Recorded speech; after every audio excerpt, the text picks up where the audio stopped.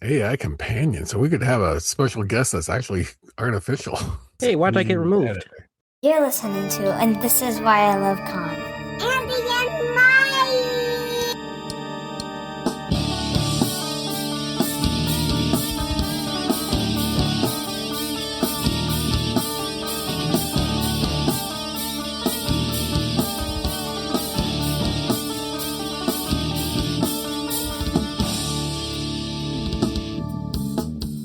Even John Byrne couldn't save it. And welcome to another episode of And This Is Why I Love Comics. I'm Andy. Mike. And we're back again. Welcome to another episode. But our special guest. I've known him all of his life, I think. And the reason why is that it's my own progeny. The person that I brought into this world and at any moment can take out. Yes. Pride and joy. Yeah, it is my son, Keegan. Is this the part where I say I'm a first-time caller, long-time listener? Is that how that goes? Yeah, something like that would be perfect. Say hello to the folks, Keegan. Yeah. He's still Howdy, sitting here on my lap. Like a ventriloquist dummy. Yes, so I am the Robin of sorts to Dad. Damien. Yeah. Yes. Very Welcome excited to the be show. on. Yeah, very excited to be here. 90 episodes later. Been there since episode 1. Our first there loyal listener. Yes. Yep. I'm I was sorry. there for episode 2 and 3 and 4 and Go on. He went through Cosmic Odyssey, so if that tells you, that's a loyal and tried and true. And when I actually listened to that, I actually was at a Half Price Books, and I found the full set of Cosmic Odyssey. Did our podcast promote you to purchase or to set those comics back down? They look nice. That says enough. Now, I've never been able to ask this question. Did you ever disagree with our thoughts on a book? I had disagreements regarding Yes. the Superman movie. The Christopher Reeve one? It was the 2025 rendition, but I should have kept my notes for that. We could talk about that another time. But I do recall listening to the discussion over John Byrne's Superman run when he took over. What a hack. Yeah. He may have won a bracket, but he didn't win our hearts.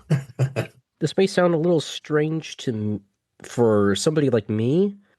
Yeah, I definitely do agree that John Byrne definitely just kind of copied and pasted Superman the movie, the Christopher Reeves run, into comic form, which is a practice that Marvel would do for their comics many years later. I will also say that there is a loss in the Superman mythos, removing the Legion of Superheroes. Oh, yeah. Preach on, brother. I just feel like there's a loss with Superboy, and I feel like that's also what a very important aspects to the character. Here's this guy with superpowers, and why does he just use them later on in life and not just help around the city of Smallville? And there's a whole discussion there. The next 3 episodes are going to have Keegan on. Yeah. Look at him. He fits pretty well in. Right. I was going to say, because the one thing is, like, when you watch these new, like the movies, they so many shortcuts, and obviously these are fiction, but there's so many shortcuts, and like you may have received these powers, but there's no way you become the martial arts fighting master and able to tie that fighting into your ability. And it's like, that's why Legion worked so well, in that it taught a young Superman as a Superboy to become the hero that he would wind up being as Superman in the 20th century at the time. So it made sense in a lot of ways.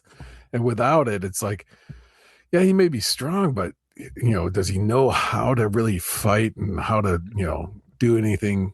Like when you watch like Ant-Man, the movie, that last one, Quantum Mania, it's like they all were amazing fighters, and they took out Kang the Conqueror. His name implies he's a conqueror.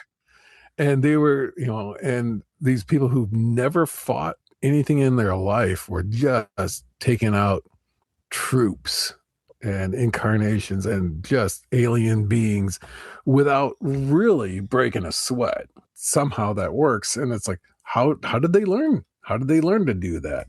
What training did they have? And it was like, nope, none. Ooh. How is this guy a threat if he can be taken out by, a street level criminal, Scott Lang, and my scientist's daughter? And I was like, okay. Yeah. So that's kind of where, like you said, the Superman having that connection to the Legion really adds to what makes Superman Superman. Just a question. Have you guys read a series called Superman: The Secret Years? I think one issue short. Is that the one with the Frank Miller covers?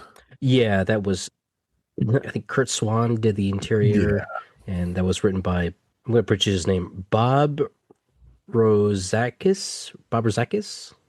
That sounds as good enough to me. Yeah. We're not supposed to talk about that book. It's just Yeah. years. That's why it's Oh, right. Yeah. All confidential. Yeah. I'll have to redact that my sentence. Right. Yeah, we'll put a black bar over that part of the audio. But I would say that it is a good story about Superman transitioning from Superboy to Superman, set during his college years. Yeah, really good story. Yeah, Bob Rozakis, Kurt Swan, Kurt Schaffenberger. Apparently, I only have one issue, and that is issue 4. I have the full series. Never read it. I'm in the middle. Just right. I have 3 or 4. I'm only missing number 4. No, What?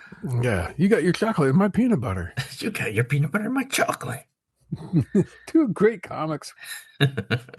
One lazy boy price. Yeah.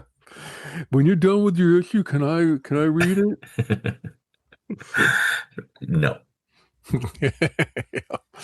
Mark Waid with that Lionel Yu did Birthright, which was, or something like that. Yeah, it was Birthright. That also kind of captured that same era of like what was a Superman before he was Superman.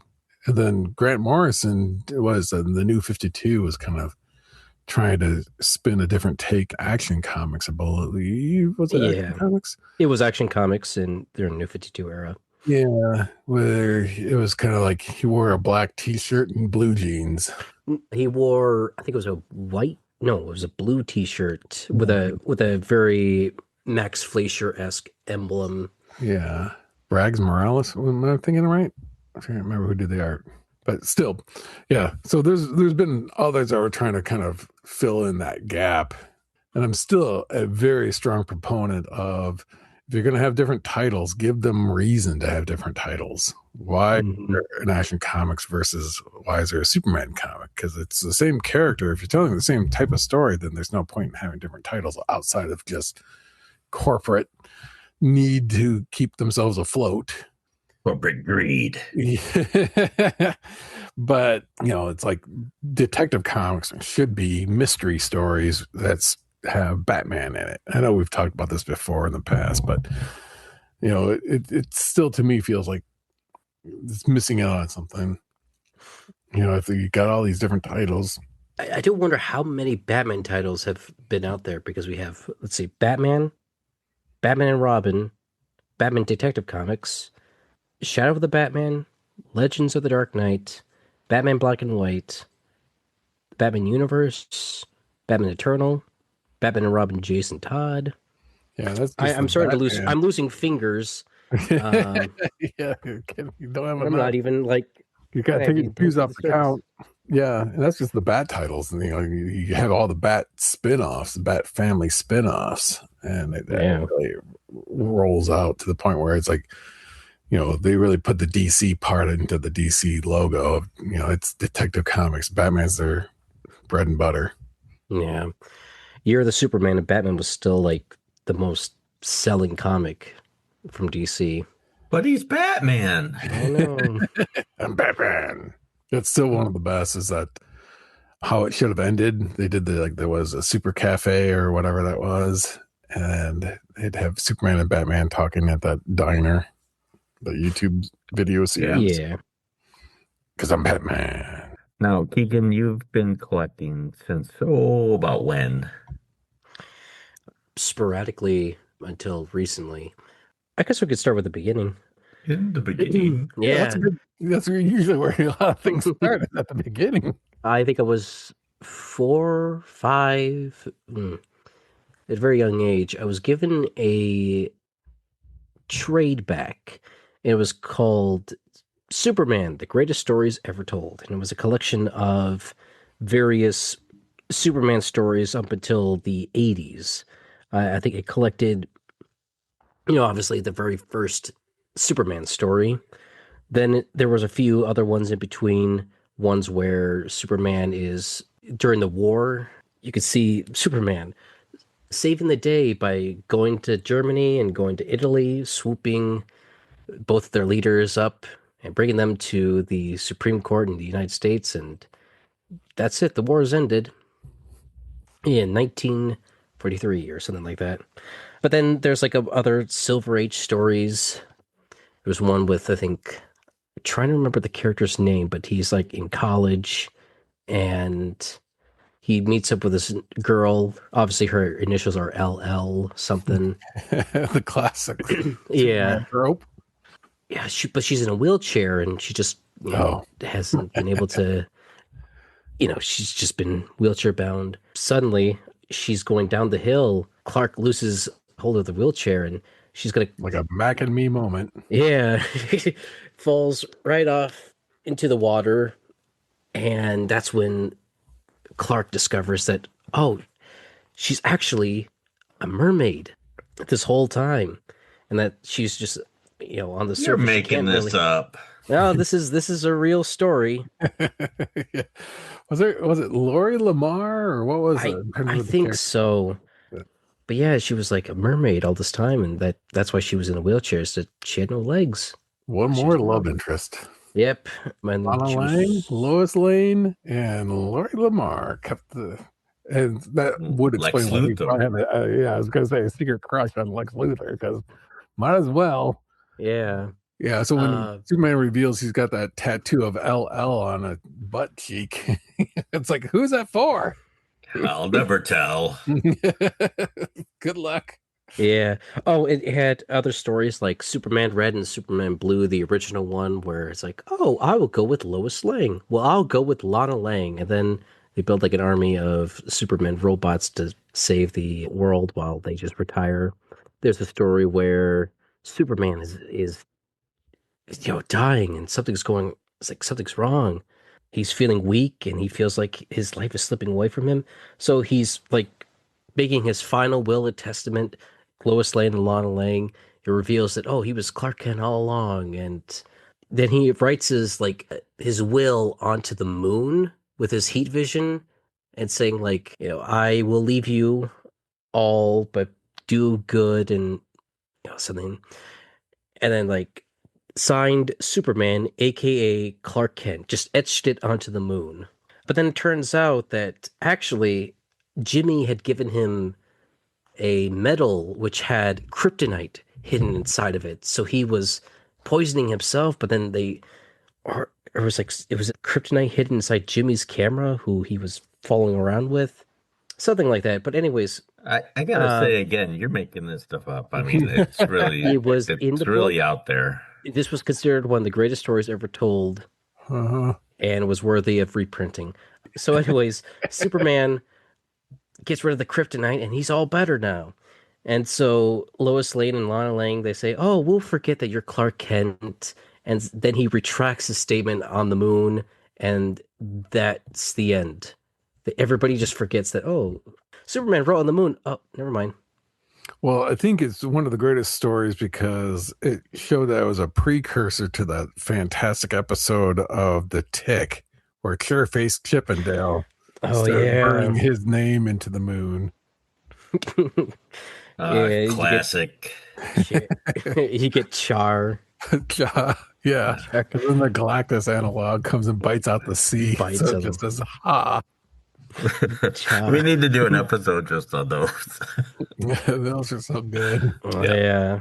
But then it got more recent at the time. The story of the man who has everything. And I think that was my introduction to Jason Todd. We see like Wonder Woman and Batman meet up outside of the Fortress of Solitude, bringing alongside Robin No to celebrate. spoilers. Yeah, to Yeah. celebrate Superman's birthday. But once they get inside this Fortress of Solitude, something's happened. Oh, that was the plant episode. Yeah, and That'd be a then good one for us to do at some point. The Alan Moore run of his several issues. yeah, and then to cap it all off was John Byrne's first issue of Superman. What a letdown. I mean, Yeah. kind of was like, well, that is because that was 50 years of Superman, I think. it was, At yeah. that point. So that was Yeah. going to celebrate 50 years as this relaunch, this new Superman. Yeah, but that was my introduction to the character and to an extent the greater part of the DC universe. It may have just been introduced to Wonder Woman and Batman through a few stories, but that was just kind of like my window into the greater DC universe. And I think in addition to that, I grew up watching those Max Fleischer Superman cartoons.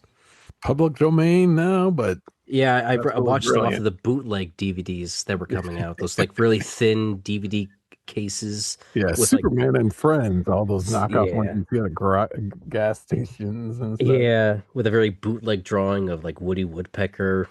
I gotta add, the podcast does not condone bootleg, Buy the Blu-ray unauthorized. copy of the Max Fleischer cartoons, now available at your local Walmart Yeah. And gas station. and gas station. Or- or wherever you can find it, where comics are being sold. And then I grew up with the Adam West 1960s Batman movie, and that was the most thrilling thing I had seen at the time. Just Still is. yeah, Some days you can get rid of a bomb. It's still my Batman. yes. I think if any Batman media has come out as recently, that's probably the closest to a proper adaptation of Batman to screen. Yeah, because the absurdity of Batman at that time in the comics was pretty close. And I appreciate that it was all like, I guess the modern term would be played straight. It's just as silly as things could be, like the shark repellent or the You mean Being- genius? oh yes, the genius contraption that could turn UN leaders into dust. They've done it. Success. They've done it. Holy Polaris. yeah. And It's then weird. You said that, and I suddenly heard the sound effects of all that too in my head. they're ingrained in your memory. You will never forget it. You may have forgotten your kids' birthdays, but man, exactly that moment. I do remember that sound effect. I remember that. I've forgotten my piano lessons, but I distinctly will always remember Batman and Robin running to the United Nations building behind that green screen. Yeah. Yeah. Rear projection. And yeah, that was good stuff. And I mean, the movie was fantastic. It had all the villains you could think of that mattered. And then, Yeah, and I don't think, showcase the bat cycle, the bat copter, the bat boat, the Batmobile. I mean, it was everything. that you could throw into it. pre fan service, I'd say. Like, Yeah, it's true. Yeah, because I mean, they could have easily bypassed all that for the movie. yeah, but they were all done well, I'd say, or at least like done in a way where it was entertaining and contributed to the plot because it was just fun seeing all the villains all together. And I don't think you'll get that nowadays because it's sort of the movies will either kill off the villain or there's legal issues with, well, we can't really use this guy or a window to a simpler time. Right. I want to see network TV do that with other characters. Like, just take that premise of campy Spider-Man, campy Punisher. I want to see, Well, we do have that. It's called the Electric Company. Well, that's Oh yeah, true. Spider-Man. Yeah, he passed away not that long ago. Oh, Spider-Man died again? yeah, Again, yeah, it's called a brand new day. A brand new day. Yep, they just keep adding news to it. Now, Keegan, I've heard DC from you. Have you dipped into any Marvel? no, Father said that was a sin. Right? Yeah. Yeah, I wasn't allowed to read Marvel. yeah. I was never allowed to Blasphemy. touch those dreaded Marvel books. Father said that was a gateway to the devil. But yeah, I don't think I was really introduced to a whole lot of Marvel, except for, well, actually, okay, I was going to lead up to it because everything was DC up until, what was it, 2002? Till I discovered girls. That's right. Girls. 2002 or no, actually, okay, I think it was Sam Raimi came along and he produced a couple of films of a character you might know. What was that guy you were talking about? Aunt May? Aunt May, yeah. But there's like another character in that movie. He was, Oh no, Tobey Maguire Spider-Man? yeah, Tobey Maguire's Spider-Man. I think I saw both the first one and the second one on DVD, but it would be the third one that I didn't see in, Classic. yeah, I didn't see in theaters. I saw it on my dad's old BlackBerry. Oh yeah, that's right. Because I had it. It was like I don't even know what file format that was, but it was somehow I got it, and it was a digital version of it, and it wasn't even a smartphone. It was one of those like T9 phones, kind of a deal, where you could slide it. And it wasn't even like, man, I forgot about that. They were just fast JPEGs. Yeah. Yeah, just keep flipping like a It was surprisingly the quality was decent, but it was like trying to watch a movie on your Game Boy. Yeah, it was like postage stamp size. Yeah, it'd be a little later that I would finally watch this movie proper, but I still have my Spider-Man glove that you would use to like put like a little canister on, and then it'd have like the web fluid, so you Silly string or something. yeah, silly string. Yeah. I still remember seeing those canisters on Walmart shelves, just like a whole row of them, just being in awe. Like, man, I could be Spider-Man forever with these things. That's Yeah. the next movie coming out, Spider-Man Yeah, Forever. Yeah, Spider-Man forever. with a subtitle with these things. Yeah, No, I got to interrupt because I got to tell this same story. I probably told it already, so edit as needed. With Keegan referencing that silly string, it reminded me of this. I'm, when the Masters of the Universe toys were out, they had a run of this revolutionary stuff called slime. And that was like this newest, greatest, everything had to have slime in some fashion or another. And I remember going to this hardware store. The reason why it was a hardware, like they had a toy section. So we would make a beeline to the toy section as the rest of the family would do all their other stuff. And I remember looking and it's like, oh, cool. They got the Hordak slime. And I went to grab, and these things were these like thin plastic containers with a little cap on it. So they're almost like Yoplait yogurt equivalent. And I remember grabbing it, and I either grabbed it with too much strength, but the cap wasn't on it to begin with, and I squeezed the container by accident, and it just splatted all that green slime all over my hands. And then, so I'm like, this stuff is just dripping off my hand. I'm in the store, and I'm like, oh, what am I? How do I get this off my hands? I can't. And my brothers had to abandon me. As soon as that happened, they were like, we don't know this child. He's gone. You made the mess. You're done. So I'm just walking up and down the aisle trying to get the stuff off of my hands. So what do? I just am like swinging my hand and just flicking this slime all over everything in the store, trying to get it off my hand. And I'm, not even aware of what I'm doing. I'm just trying to get this goop off my hand. But there's these tiny goobers that were being placed on every item up and down the aisles as I'm trying to find my family and trying to get this stuff off my hands. And I got to thinking, like, years later, like, who came into that store after I had done that and looked, did somebody sneeze all over this stuff? Why is there just green snot like stuff dried and crusty on all these products up and down the entire hardware store? It was just like, oops. That's one of the few He-Man collectibles. Ironically, one of the few He-Man collectibles I do not have. I've got the slime pit, and I've got the slime pit in packaging, but I don't have a loose slime container. Well, you did. If you're offended by boogers. Yeah. You got to put a caution on everything these days, so Right. might as well. Please write to Mike at. Yeah. Bring up your concerns. If you were traumatized, you were one of the people traumatized as you went through that hardware store. Call Sam Bernstein. Call Sam. We mean business. You don't pay a thing until you win.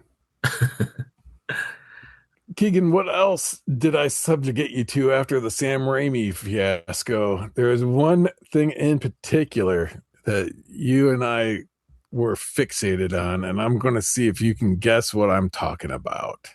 All right. So it was another VHS.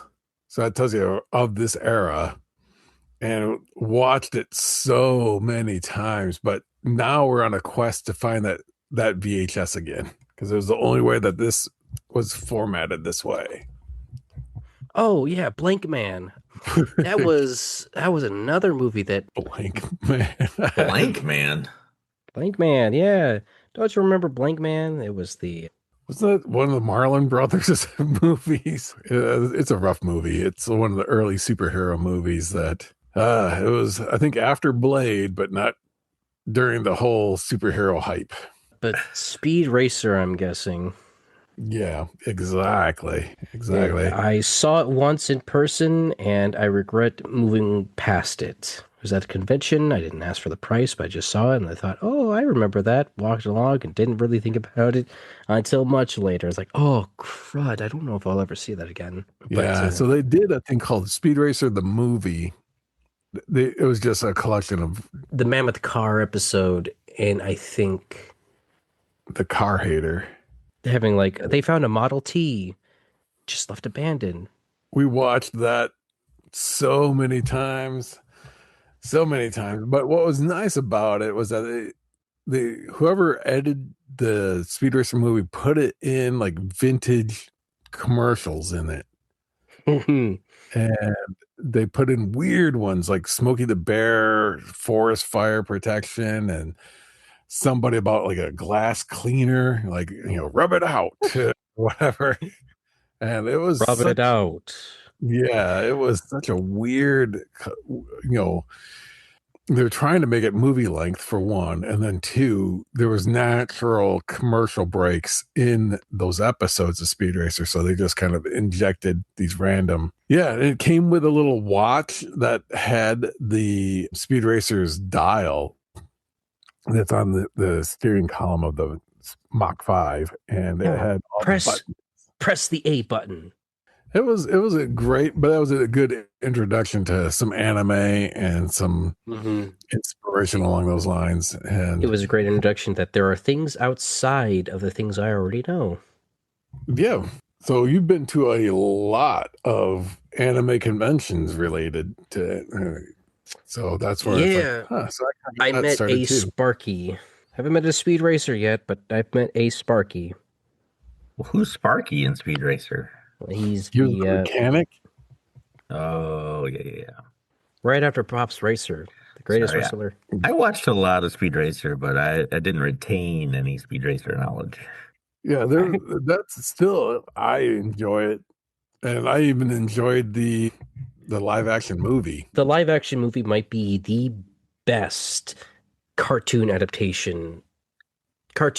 live action adaptation out there, because it's colorful, but it's also just retains how, it's a cartoon. Why don't we make the live action sections kind of cartoonish? Yeah, I'm not sure why that got so much negative response. I own that movie. It's really good. And I think people just weren't ready for it yet. Yeah. Too Yeah, it's visually kind of cool. like how some of the Bond movies are getting better praise. Like Timothy Dalton always got the short end of the stick, and then now people are like, "Oh, he was the best Bond," and I was like, "Yep." A little too late to say that now, Been but saying that for 30 years. yeah, exactly. So, but yeah, what was great about that? Yeah, the live action, they cast it well. John Goodman was great. Susan Sarandon was great. Christina Ricci was perfect. So, I mean, they did a really good job. Emil Hirsch, I think, was the actor who played as Speed. They actually had a live chimpanzee as Chim Chim. So, I mean, Right. Like modern adaptations would have just ditched it or just made Chim Chin either like, oh, he just found a monkey, or oh, it's just a plush or a robot, or they would have done something to have gotten rid of it. I appreciate the fact that they just said it's a monkey. He's just part of the family. No Right. one questions it. yeah. And so much of it wasn't questioned. I mean, it was just ridiculous racing, and if you watch the cartoon, yep, that's what they did. I mean, the thing was, and I think what kind of killed it and why it wasn't, was it was too faithful. And if you watch the show, it was perfect. If you've never seen a speed racer, this was way too weird. And it Right, was like, I yeah. don't understand, why is this what's happening? Why is his brother Rex, who ran away from home at a young age, Right you away from know, home long ago. yeah, it's like, oh, okay, that all, the inspector detector and Pops being a champion wrestler, all of it just it worked so amazingly well. Well, now that you describe it, it is really weird, isn't it? Yeah, it's absurd. I mean, snake oiler and the mammoth car, the fastest car in the world, just so many odd episodes. The car hater, the guy who rode around on a horse with a whip,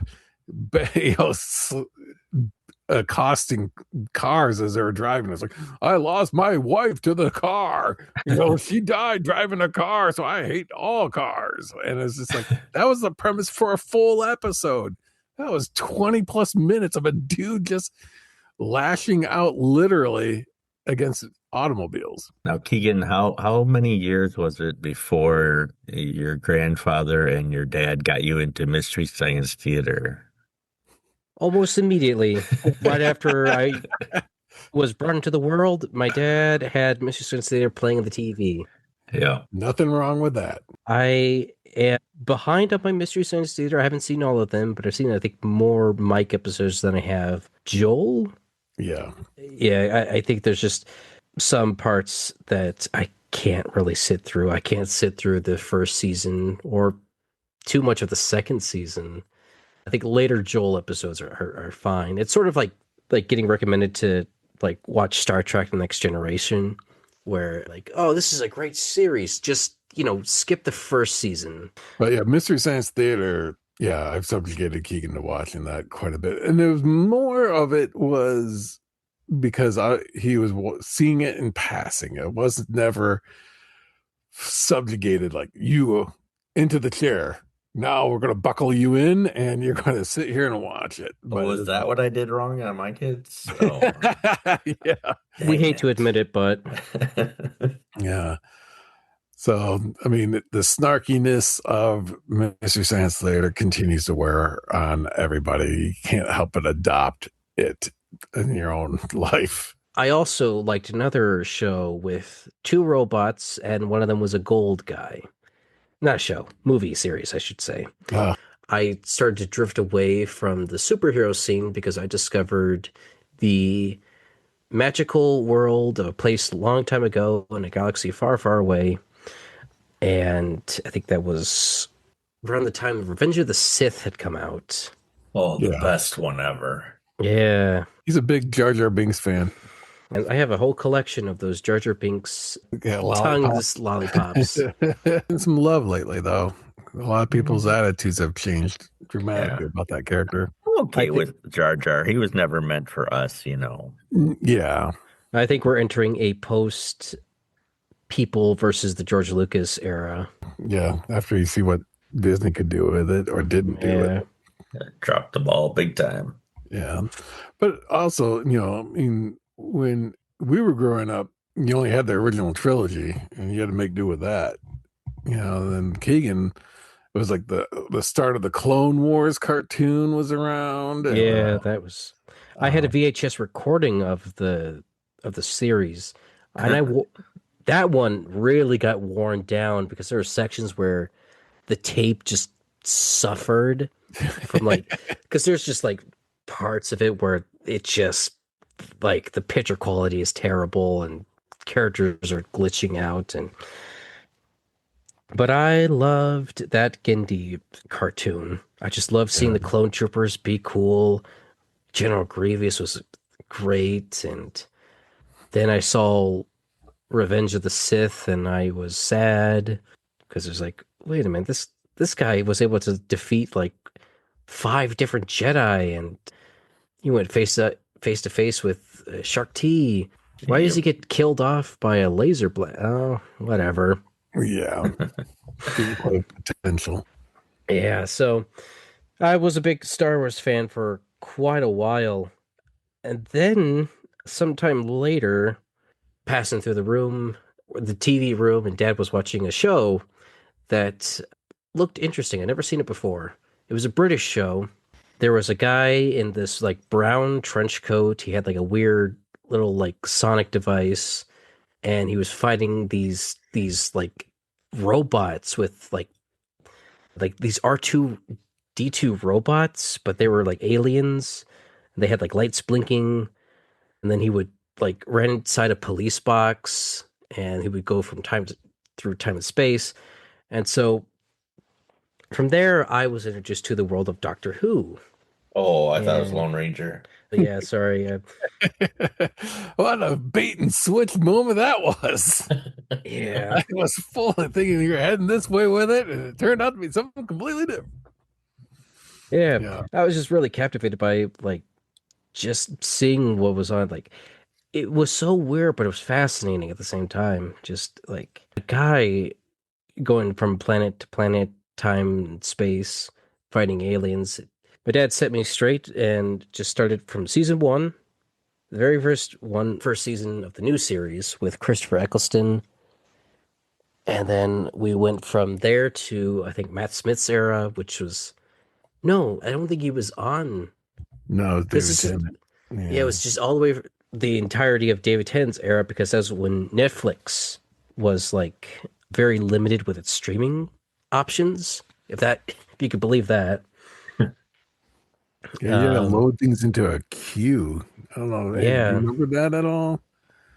When early, Is that early when I Net, got it through the mail too? yeah, you yeah. could get the discs in the mail, or you can get it online. And then we had Netflix on our Blu-ray player, and it was a side scroll to find the movie you had or the show you had in queue, It and took like you could be up to I think 40 things you could have in queue at one time, and they would just mysteriously disappear, and you'd have no notice. Oh. we had to start over. No, we're not starting over. Do we need to download the recording, or do we want to hold off so you can make certain that it's downloaded? You know, I have the transcripts, this whole thing. So I'll just have AI read it out loud. Capture this guy's voice, capture his Right. voice. We're going on. It's going to keep on keeping on. And that's why I love comics. Right. I'm joined here today by But yeah, Doctor Who, Netflix was just that was it was like the Wild West of streaming, and Doctor Who was at that time available on Netflix. Yeah. That's one genre, one IP that I missed the boat on. I've seen some. you probably saved yourself some mental anguish. But just never got into it. I could see why people like it. You know, there was always something else I'd rather watch, so I just never joined the group. Yeah, Totally there's so fine. many rabbit hole type series that would easily suck you right into if you allowed it. And it's like, man, all you need a vampire. You just invite it in, and you're done for. That Doctor Who was that way. I grew up during the Tom Baker era, and so that was Doctor Who. And then when it came back, the revival of it, it was like, oh, this is the greatest. I can't believe they're bringing this back. And so yeah, that got me watching it. And then Keegan in turn started watching it, and we got crazy for it because where we lived at the time, there was an actual Doctor Who store. Yeah, so I mean, it had everything. It had a museum for Doctor Who, and so that was 2010, 2011 in that window. But it was fantastic. It was a great time to be a fan. It was a great time. There was a lot of stuff coming out. Half price books had a bunch of things to kind of get and buy into. Yeah, it was brilliant. But like I said, it's a rabbit hole, and it's easy to get pulled into that series. You've talked about Doctor Who and everything.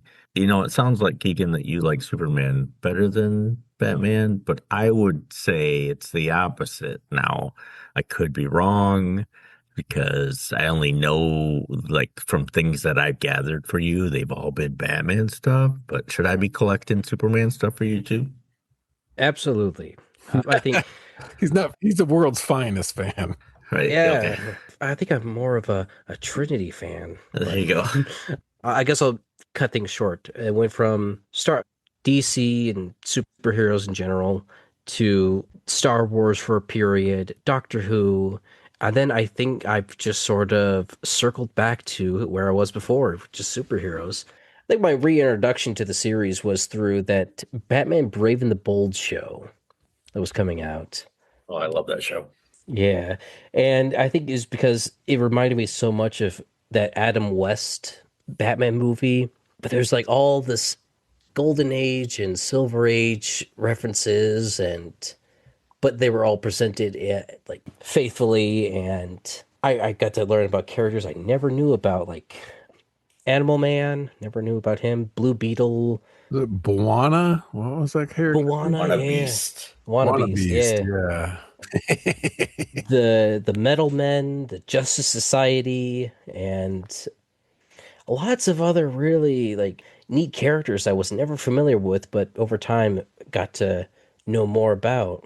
When it came to collecting comics, there was a real like a period where I didn't really seek comic books. I just there was a local library, and so I would go there and just check out a bunch of Batman books and some other stuff. And I would just read all these trade backs, get myself caught up, read stories like got the obvious ones out of the way, like Death in the Family, The Killing Joke, Long Halloween, Year One.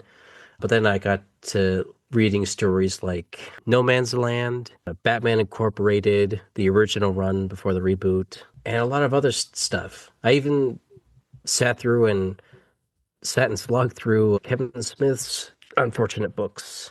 Gyre. I never knew how to pronounce the name, and I don't really seek to. but I had these trade backs, which got me really invested with the universe, and but they were all mainly Batman, so I kind of had a bit of a bias there, or not a real broad understanding, but just caught up with the character that I liked. Yeah, when I really started to collect comics, well, I collected trade backs for myself. We used to go to half price books, or my dad would go to a library, no, a friends of the library story that would just like sell comic books for like 25 cents, or just a real steal, just come back with loads and loads of comics. But I think when I really started to collect comic books for myself, I think it was just one day I got off work and I saw that there was this comic book shop my dad and I would occasionally go to. This guy had like a section that was just comic books for $1. So I just go to the first bin I see, and start flipping through and just find like covers that looked interesting, or something like, oh, hey, here's a Batman, or here's a full run, or here's something here and there. And then for time, I just started to amass a collection for myself of comic books and series that I liked. I think I've logged in. I've got that League of Comic Book Geeks, and right now I sit at 2,644 comics, Nice.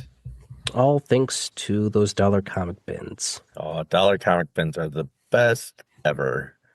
Yeah. I will always judge a comic book shop's quality if they have a dollar bin. Twice. Now, do you, out of all yours and all the stuff you've read, do you have a favorite limited series or something that we haven't read yet that we should? Hmm. Ooh, that's a good question. I'll let you think about it.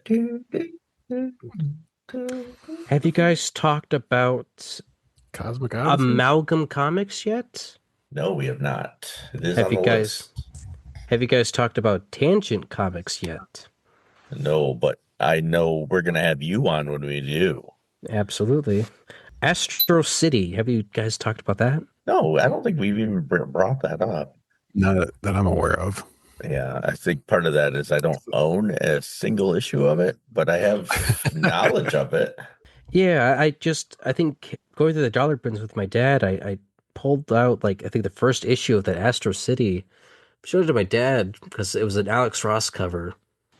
And he looked at me and he said, "Did you say, Dad?" I said, no, Oh, son, no, that's son. Good luck. that's Good luck with these. yeah, I think it's making a comeback too. Kurt Busiek said something on one of his blogs or something that something Astro City oriented is coming our way. Have you guys talked about Batman yet? I don't know who that character is. Not Okay. familiar. Wait, wasn't it that character in Cosmic Odyssey that fought along the New Gods? Yeah. Yeah.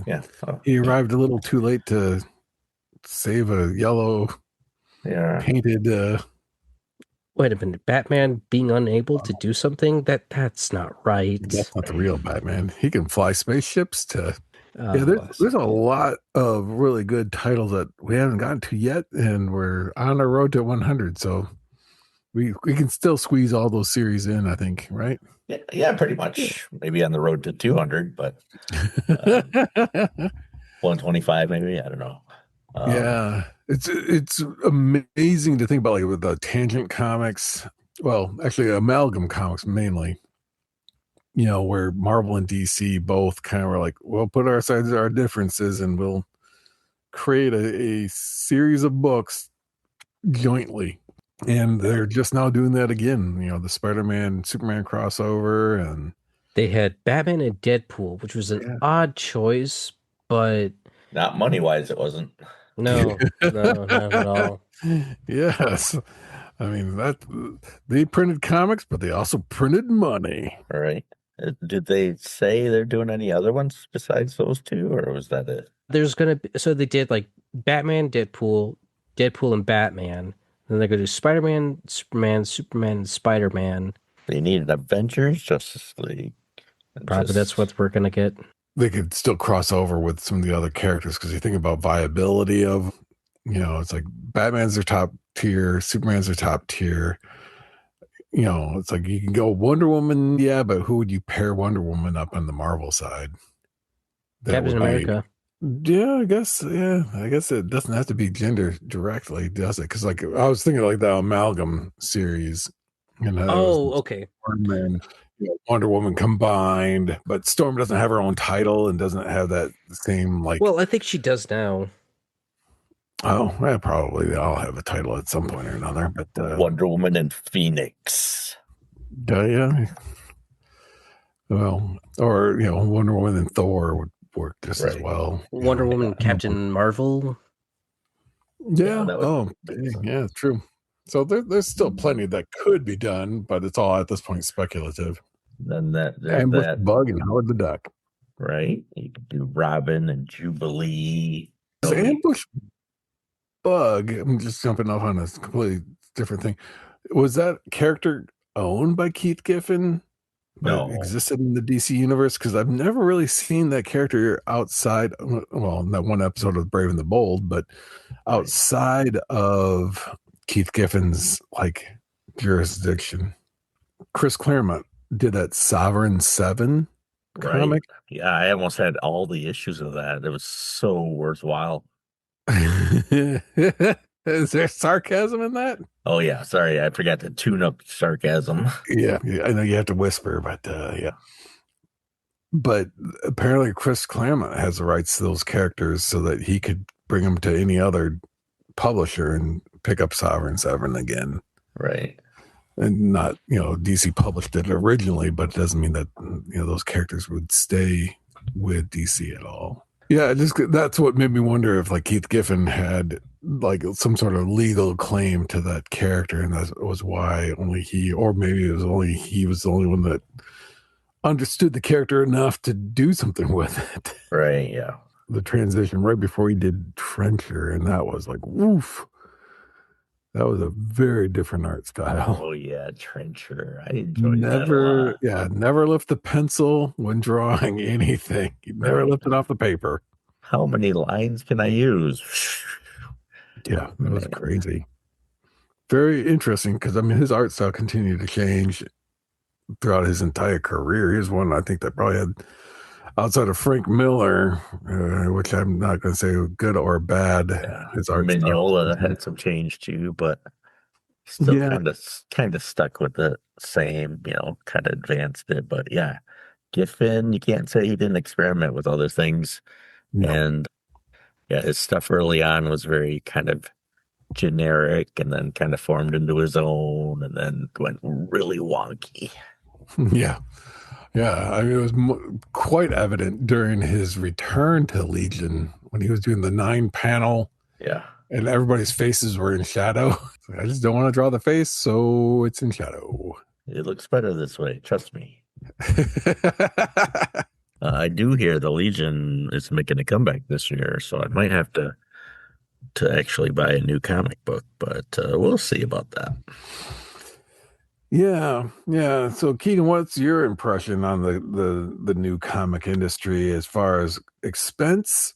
Because you were talking about the dollar comics, and then compare it to manga that's out there, because I know you've got a few of those as well. It's like, is the expense of a comic book today, a single floppy issue, compared to manga, worth the investment? Yeah, there's going to be the issue of the expense that's going to drive a lot of people away. That certainly kind of did for me when I am looking at these older comic books, and they're being sold for like $1.94 or cheaper, and it kind of makes you wonder, when did they stop drawing the line at $2.99, where you're having to like buy like a $6 issue for yet another Batman versus the Joker story that's going to be part of the next Gotham War. There definitely needs to be, I guess, a better focus on what's needed, and better guidance from leadership, or just new leadership in general, because it just seems like a lot of it is just, I think especially Marvel has gotten really terrible with Spider-Man. Went from being a really top 3 seller to probably he'll be up on like the top 5, because this is something that I don't know for certain, but this is just my speculation, in that Marvel comics today are just sort of secondary to the Marvel movies, or at least that's the focus now. And because of how successful the movies have gotten, that's affected Spider-Man. Because there's a period where he was married to MJ, they had a kid, and I'm not saying like this for the MC2, that's a different discussion. Like, he had Mayday and, Aunt May, I think she had passed. But then Marvel Editorial came in and then said, like, hey, we could bring back Aunt May, but you'll need to sell your marriage. That also means getting rid of your kid and so on. And so they did, and that caused a lot of people to be like disinterested in reading Spider-Man, because that was such a dumb decision. And as such, Spider-Man comics have really suffered since then. You got characters like MJ's new boyfriend, but not really. We'll call him Tim. Yeah, Tim, because he had a really generic name. If you were to say like kind of a John Smith sort of name. Aimless with the character. Aimless? Yeah, because he's going to perpetually be young adult, can't be with MJ, and it's just like stagnation forever for this character. And I think a lot of this, like the editorial decision to remove like Peter and MJ's marriage and all that, is because of the movies. Because I think it was either Andrew Garfield or Tom Holland came along, and so when these movies are out, people are going to be wanting to invest in the comic books. But then you're going to have like, here's a young Peter Parker. He's still in like high school, still figuring things out. And then you're going to go to the comics and you're going to see like this older Peter Parker. He's got a kid, he's got a wife, and he's not the young kid anymore. He's older, he's grown up, and so I think they just kind of had to like wipe the slate clean and just Keep the continuity. yeah, Keep just it. go back to, instead of doing something new, just go back to the starting point again. Yeah. And so now he's back to being, and now they just really like made Spider-Man really pathetic nowadays.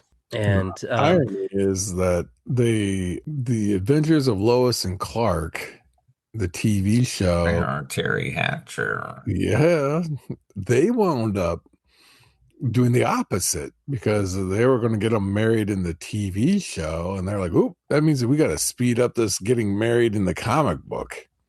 So it's where they broke up Spider-Man's marriage, they actually forced Superman to get married. you see like the editorial staff saying like, "Oh, we really can't do that," or, "Well, Stan Lee, I don't think he ever really wanted MJ and Peter to get together, despite the fact that he's the guy who put them together." It's a tiger. Yeah, but it's like, well, it really wouldn't make it a whole lot. Ask you not to call me that. Yeah, Yeah. yeah, you'll see like a lot of excuses explaining why Peter and MJ could be together, but then you see Superman. He's married to Lois Lane. He has a kid, and they have not changed that. A lot of people really like that this character is progressing in time. Like he's yeah. Even Batman has a kid, and I guess they're trying to do that with Wonder Woman, but people really like that. It's like it worked for DC, but not for Marvel for some reason, and they're not taking it back. And I think like the Ultimate Spider-Man came back, like a different continuity, and he's married to MJ. He has two kids, and that comic went from, I think that comic sold more than the regular Amazing Spider-Man. People liked that relationship, and people liked a Spider-Man that was, not just a wimp, but a character that a lot of people like, an actual hero. A long-winded answer to say that I don't want to spend $4.99 for an issue of a pathetic Peter Parker and a will they won't they between him and MJ. There are issues that I do still go and collect. This like League of Comic Geeks, that actually has a really nifty feature of like polling series, letting you know what issues are coming out that you would want to be invested in. So like the absolute DC universe, here's these issues that are coming out. Here's like Justice League and Superman and the Ultimates. Now, are you collecting the absolutes?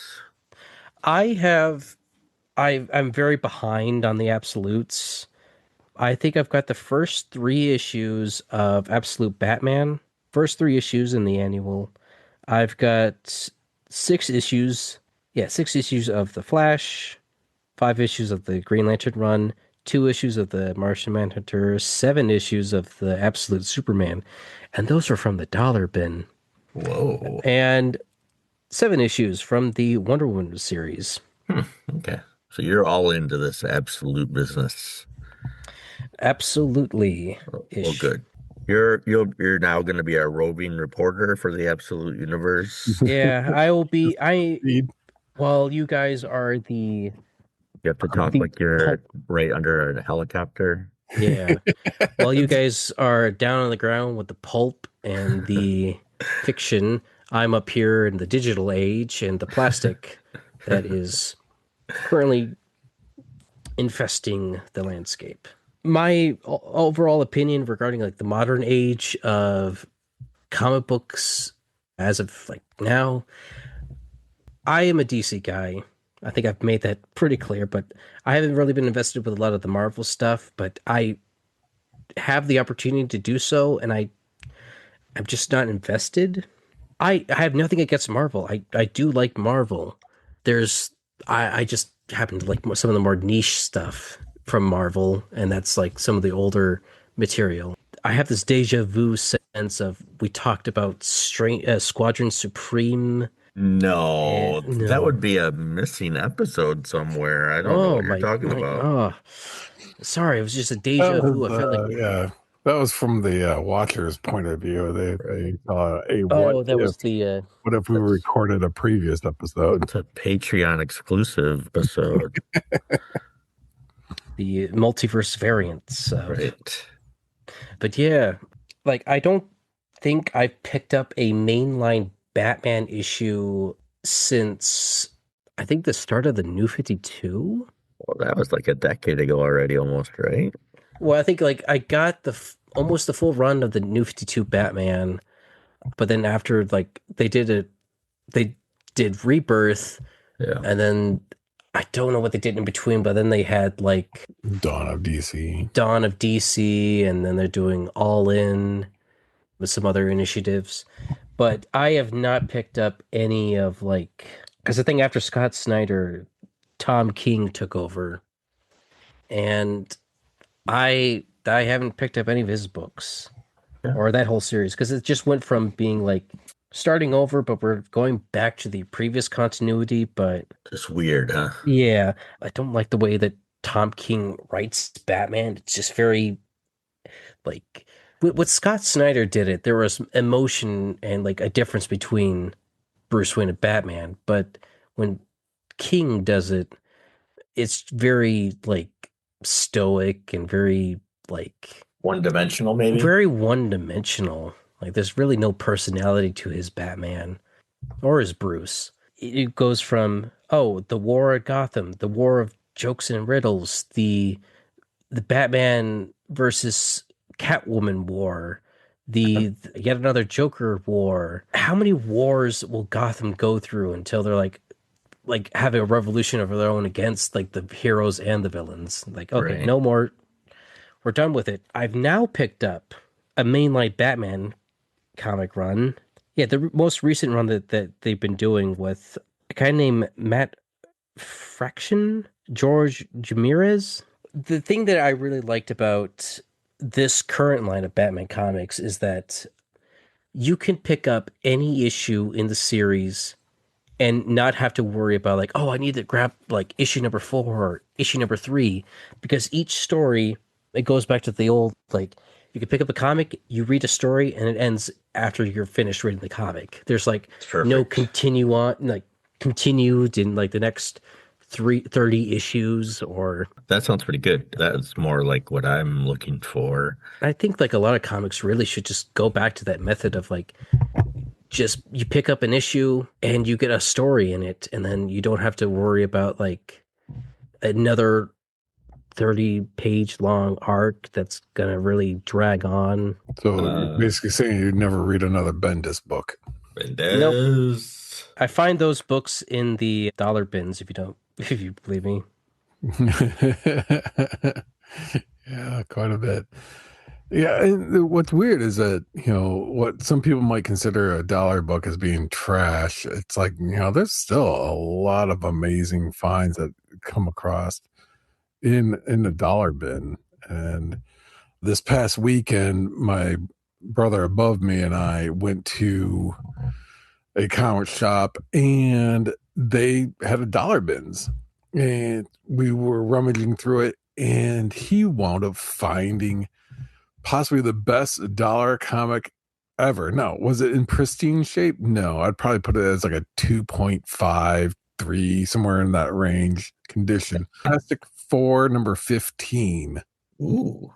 So I mean it's like the Fantastic Four had been around for only like a little over a year at that point, and it was the first appearance of the Mad Thinker and the Awesome Android and in the dollar bin. That's So yeah, I mean, there's fines to be had. It's not just junk piles. It's just they need to offload some inventory, and they knew this one wasn't in great shape, so it'll be in someone's collection soon enough for $1. But I feel like dollar comics are a really great way to like start getting invested in comics because it's just like it's a safe investment from like the current runs. Well, yeah, I'll always say like $1 for a comic book seems to me like the sweet spot. Like that is what it should be.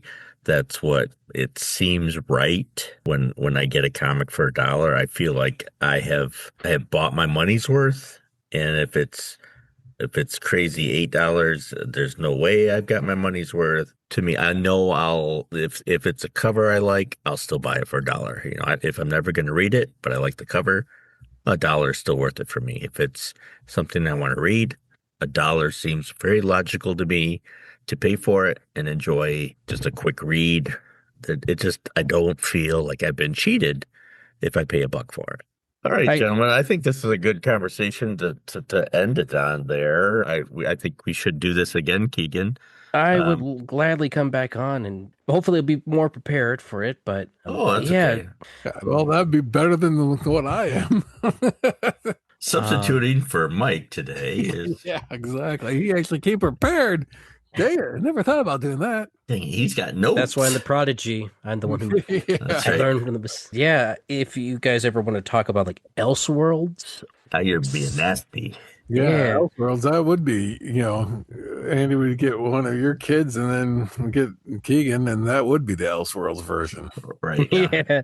Podcast. If you, the listener, has any suggestions on what we should do next, our webpage is, and this is why I love comics podcast.buzzsprout.com. Please join in on the road to 100 and join in on the fun there. Email us at and this is why I love comics at gmail.com. You can join us on the X, and this is why L1. We are on the Facebooks, and this is why I love comics podcast. Join our TikTok group. We are getting a lot of responses on TikTok. We are Why I Love Comics podcast. Thanks to all the supporters and friends of the show. We couldn't do without you.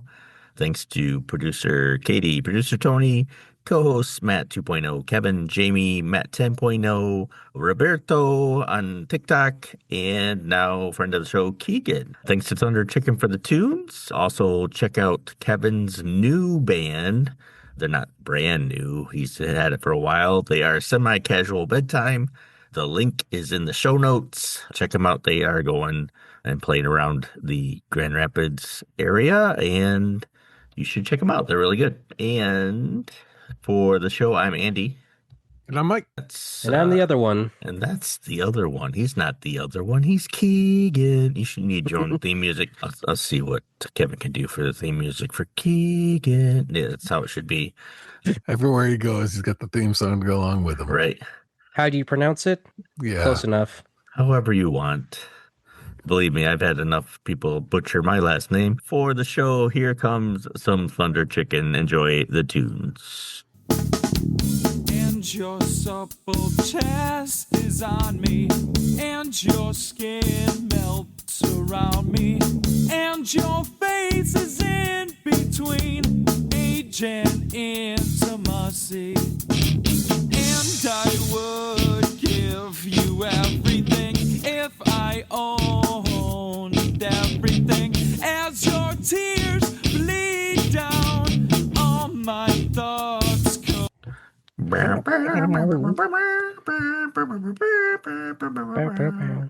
yeah. We're not going to get a copyright strike on that at all. No, not at all. No, just sing the Star Trek motion pictures theme. You're fine. Yeah, no one's going to pay Dun attention. dun. Da, da, na, na, na, na, da, da, da, da. Didn't one of the themes have word? Was that Depends Enterprise? on if you think It was that's Enterprise. singing. It's been a long time That was getting from here to there. Something Been like a that. long time, but my time is. Doesn't that remind you of Star Trek? This has certainly been the penultimate Midwest goodbye. Absolutely. Wrap up. Wrap up, Take crotchety 5 old more band. minutes. Check.